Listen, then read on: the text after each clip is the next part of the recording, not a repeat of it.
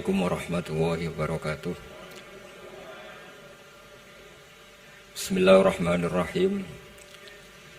Allahumma ya Allah ihdinas siratal mustaqim siratal ladzina an'amta 'alaihim ghairil maghdubi 'alaihim waladdallin amin. Allahumma shalli wa sallim ala habibika Mustafa Muhammad wa ala alihi wa sahbihi wa barik wa sallim amma ba'du. Yang sangat saya hormati Mustasyar PBNU sekaligus Wakil Presiden Profesor Dr. Ma'ruf Amin.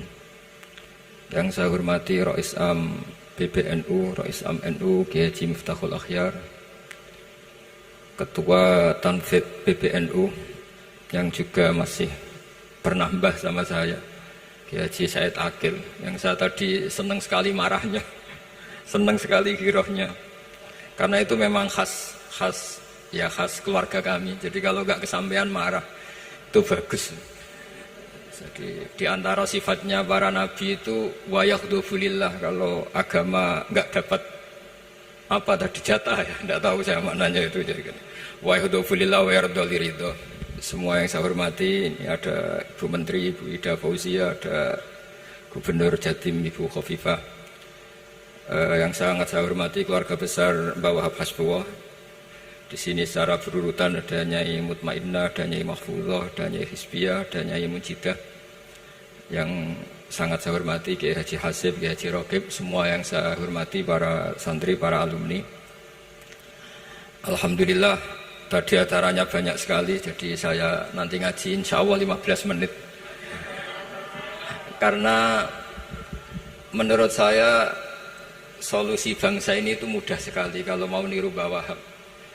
Saya kemarin ditilihi Gus Hasib, saya tidak bilang bertamu, karena kalau tamu itu seakan-akan saya yang jadi tujuan, tapi niliilah karena beliau orang sepuh. Kemudian beberapa hari dikasih paketan buku beliau tentang Mbah Wahab, buku dari beliau tentang Mbah Wahab. Tapi sebetulnya saya tahu banyak tentang Mbah Wahab tanpa buku itu, karena Mbah Maimun, guru saya, juga bapak saya, Kiai Haji Nur Salim sering cerita. Kiai Wahab itu pedagang, juga ulama, juga politikus, juga pahlawan. Kita sebetulnya melihat itu sederhana, artinya sederhana dalam pikiran ulama.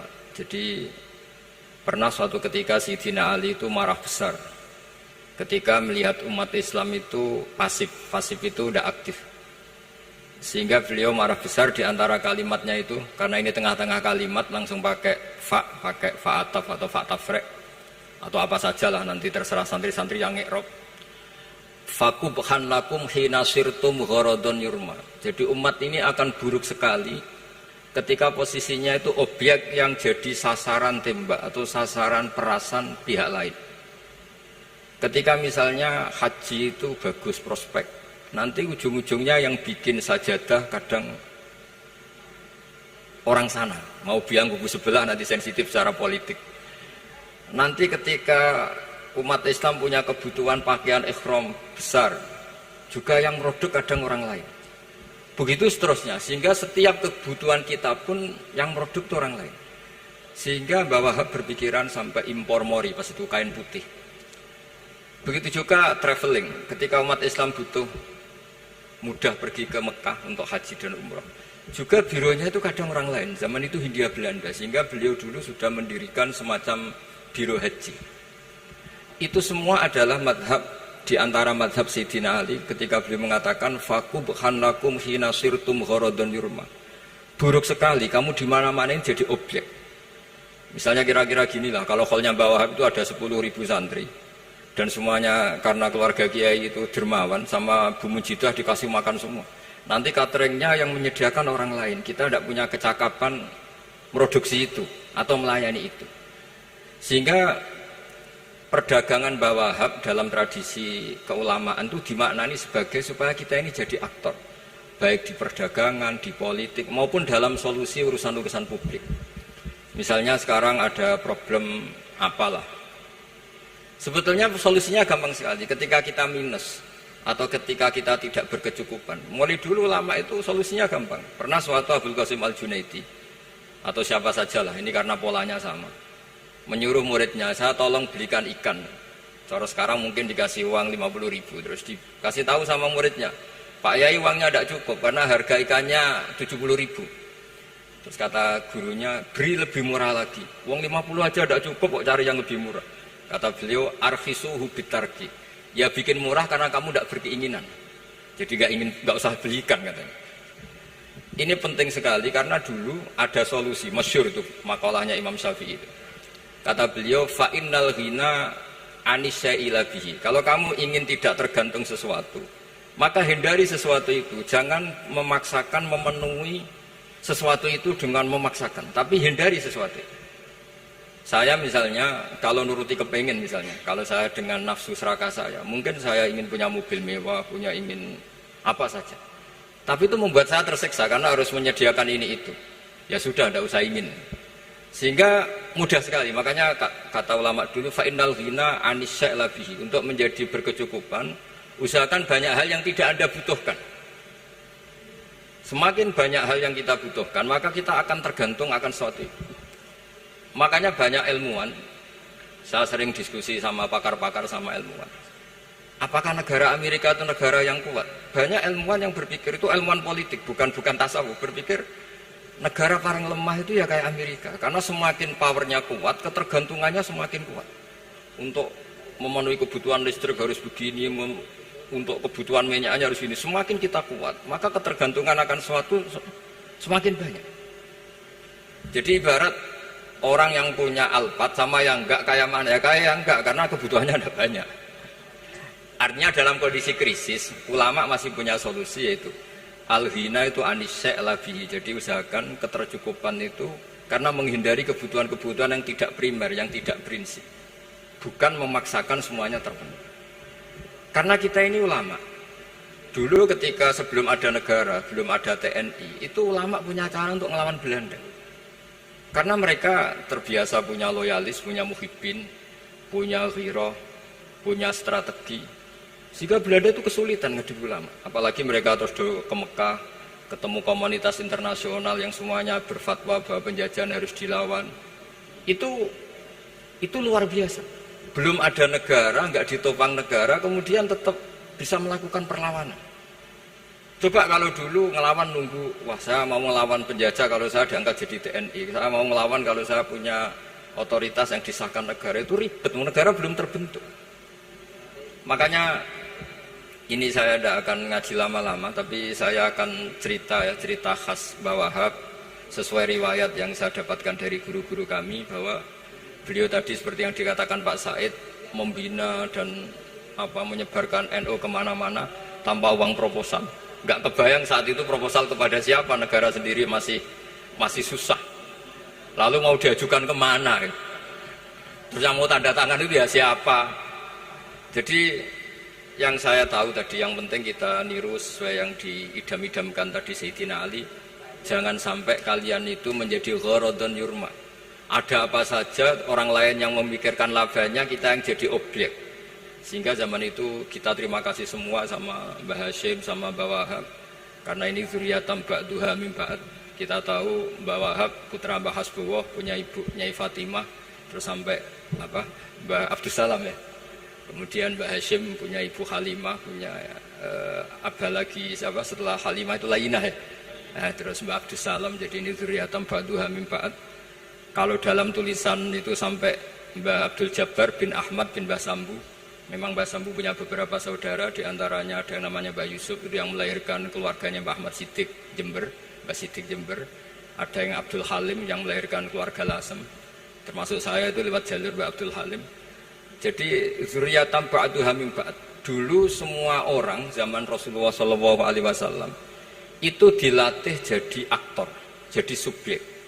Sehingga orang yang miskin pun ketika perang Tabuk, perang Dzatil Usrah, itu semua menyumbang. Ada yang menyumbang emas yang nggak terkira, yaitu Sayyidina Utsman. Ada yang cerita, ya Rasulullah saat tadi malam buruh dan punya beras hanya 2 kilo, yang 1 kilo saya sumbangkan jenengan, yang 1 kilo saya pakai untuk keluarga kami. Sekarang logikanya sederhana, kalau orang miskin 3.000, pas itu anggap saja pasukannya misalnya 3.000. 3.000 nyumbang beras 1 kilo, itu artinya terdapat 3.000 kilo beras. Artinya apa? Orang Islam yang miskin membiayai dirinya sendiri untuk makan. Dan mereka adalah aktor heroik. Tapi kalau misalnya ini orang-orang miskin ini tidak mau urun rembuk, kemudian menjadi beban negara, maka yang harusnya dipakai senjata, dipakai beli sembako. Dulu zaman Nabi meskipun orang itu miskin, itu semuanya bersifat heroik. Sehingga perang Dhatul Usra itu perang paling dikenang Al-Quran. Nah, efek dari ingin memberi adalah tidak tamak. Makanya kalau dalam kitab tasawuf, itu orang pikir itu gak dikritik. Yang dikritik orang tomak. Karena orang menvonis orang lain kikir itu pasti karena berkeinginan mendapat.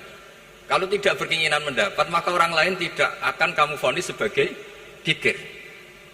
Andai kan kita semua ingin memberi sumbangan kepada Indonesia, maka kita tidak akan menvonis pemerintahan kita tidak becus ngurmat kita. Meskipun pemerintah tentu berkewajiban ngurmat orang-orang miskin itu tentu.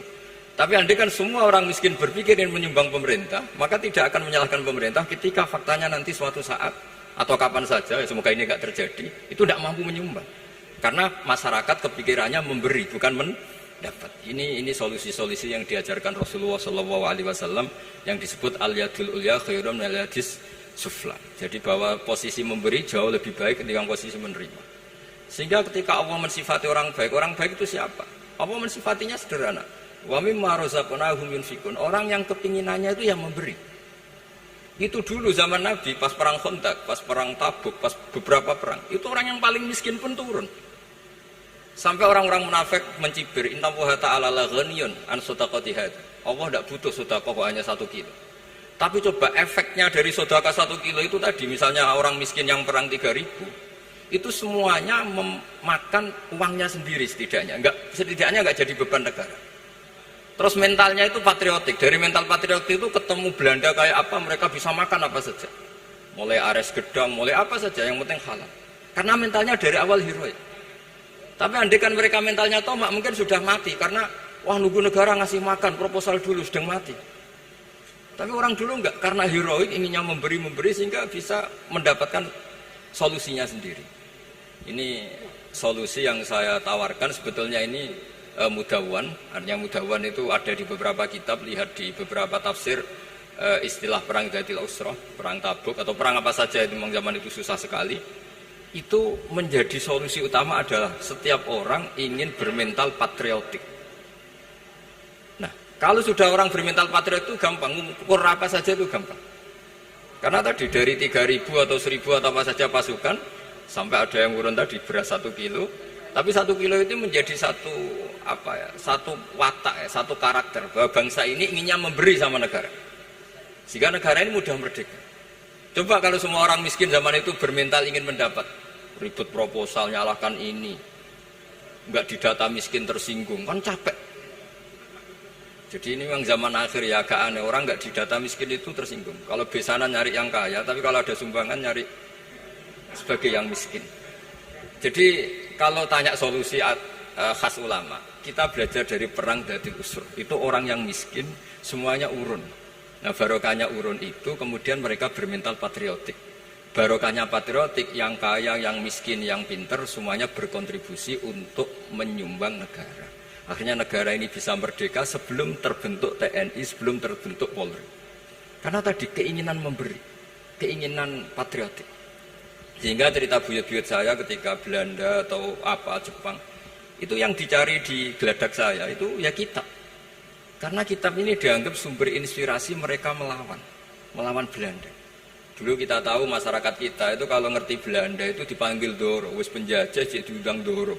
Itu kan terlalu dulu. Sehingga orang Arab itu kadang agak dengan tanda kutip mencibir kita. Kalau bahasakan negara jajahan itu mustakmarin. Negara yang perlu rame karena cara berpikir masih terbelakang. Wong penjajah kok dipanggil Doro.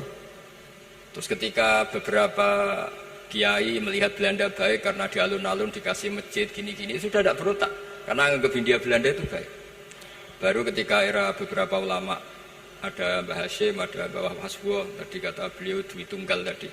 Terus ada fatwa resolusi jihad, sehingga mereka baru sadar bahwa Belanda itu ancaman.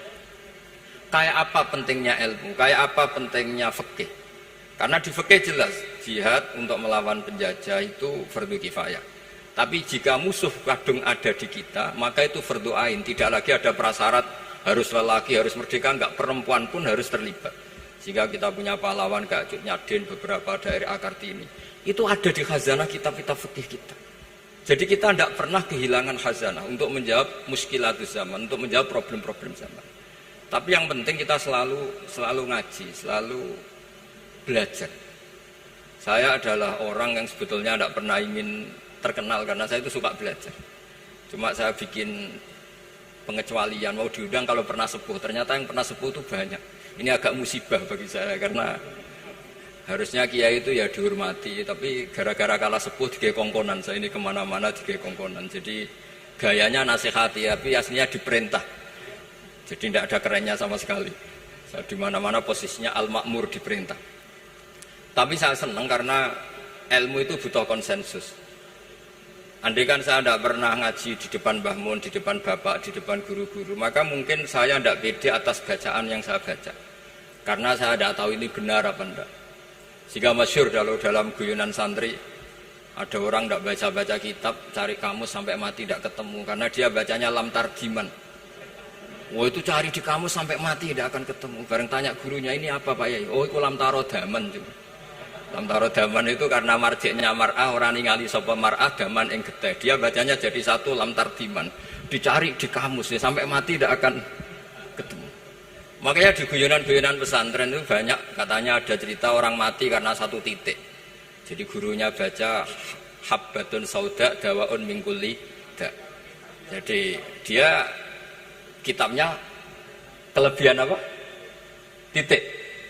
Jadi kelebihan titik dia bacanya itu hayatun sauda dawaun min kulli da. Nyari ular hitam, kobra, dipatuk mati, padahal sesuai resep kitabnya, karena kitabnya dia kelebihan titik hayatun sauda, artinya maknanya ular hitam, sementara teksnya mestinya habbatun sauda.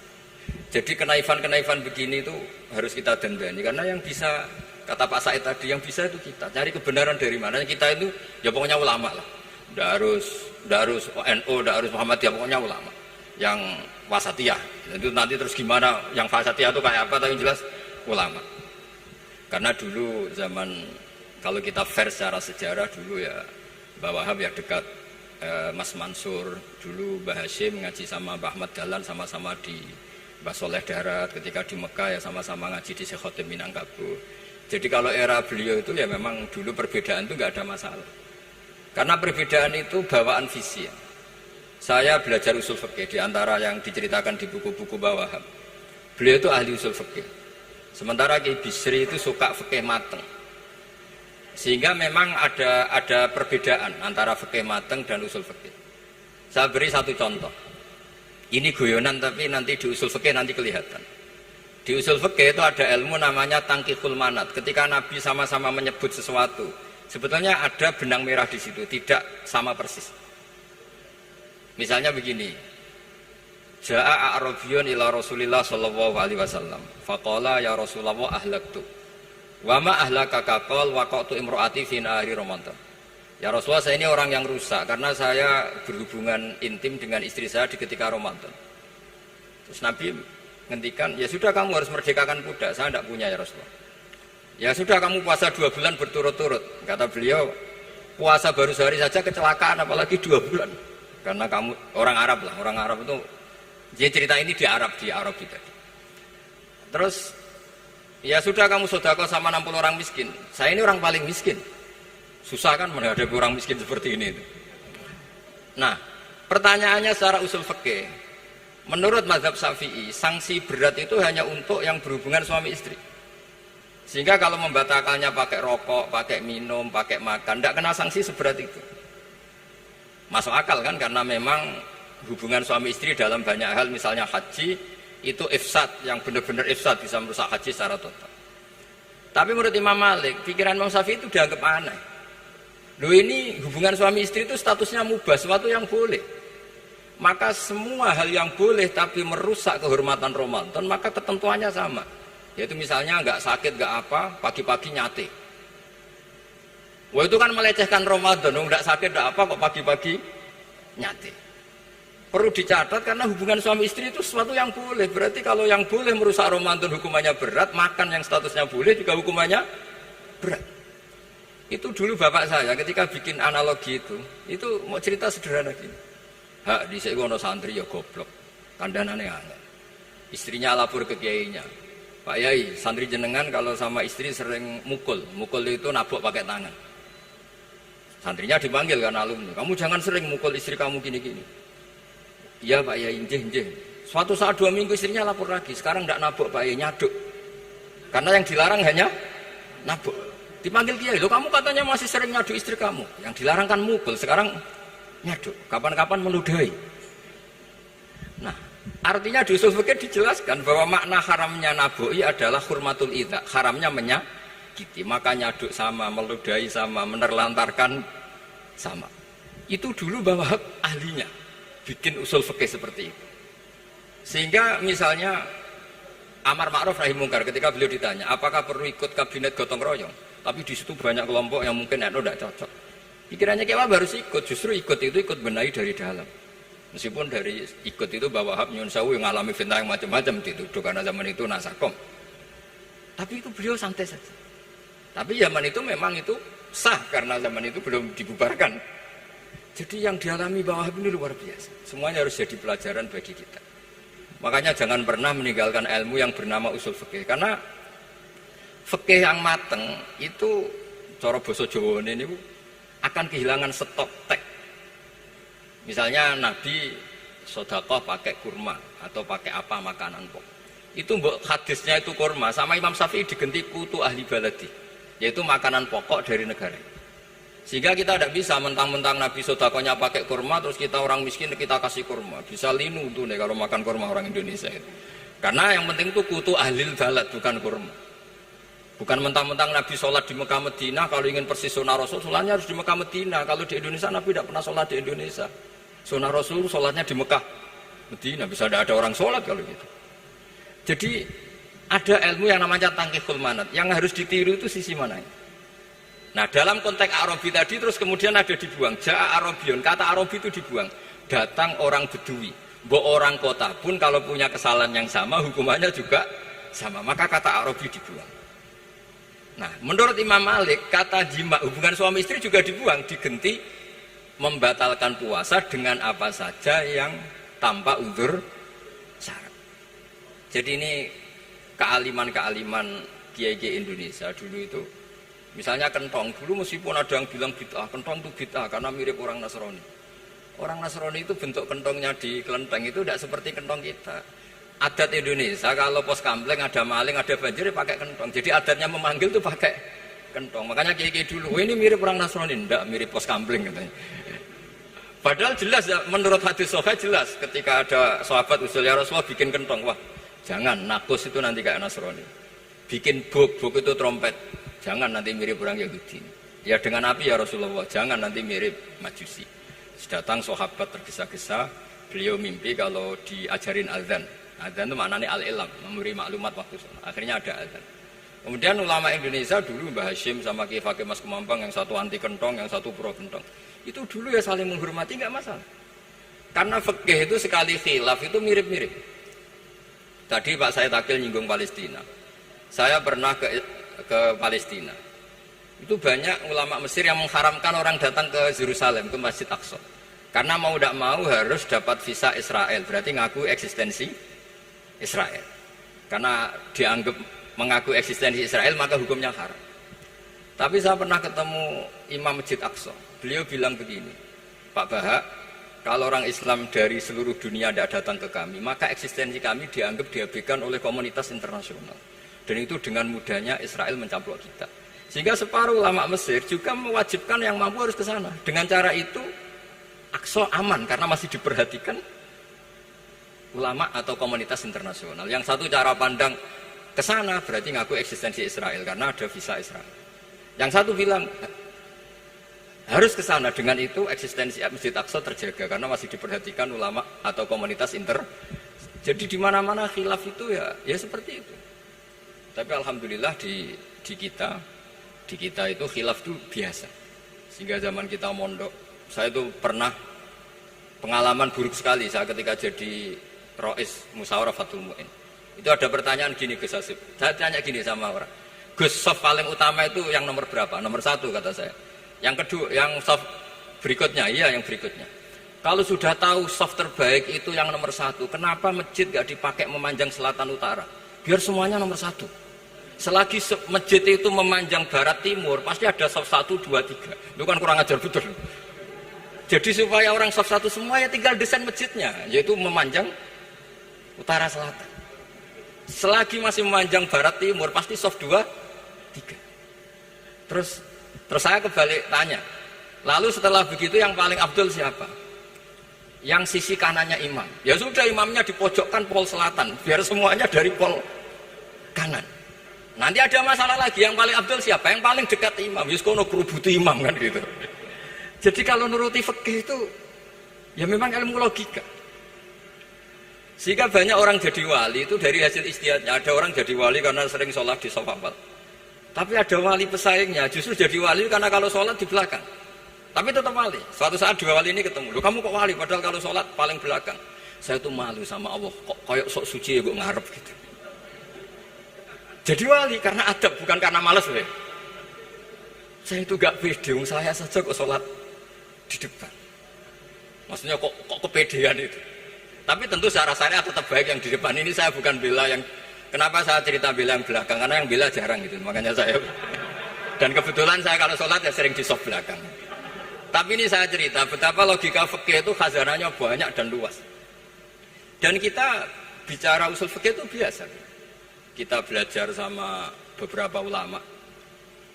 Saya berkali-kali cerita di mana-mana.